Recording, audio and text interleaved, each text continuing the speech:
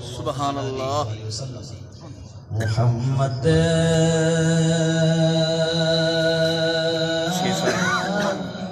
मुस्तफा जब हश्र में तशरीफ लाएंगे, मोहम्मद मुस्तफा जब हश्र में तशरीफ लाएंगे, वो अपने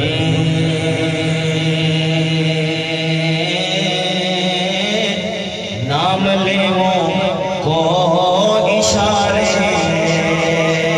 से छुड़ाएंगे, अपने नाम लेवों को इशारे से छुड़ाएंगे।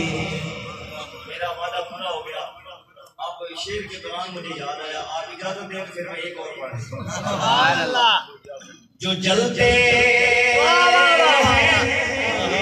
मेरे दाएं बाएं सादात बैठे हैं, बिलखुसूस मैं इनकी नजर करता हूँ और किबला अपने साथ बहुत साल से दुआ लेने के लिए अर्ज करता हूँ।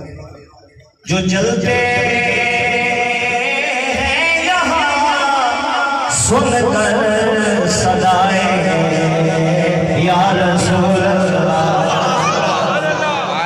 जो जलते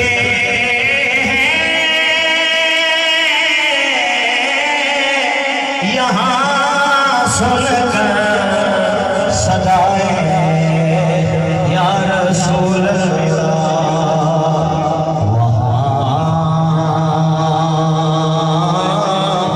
उनको फरिश्ते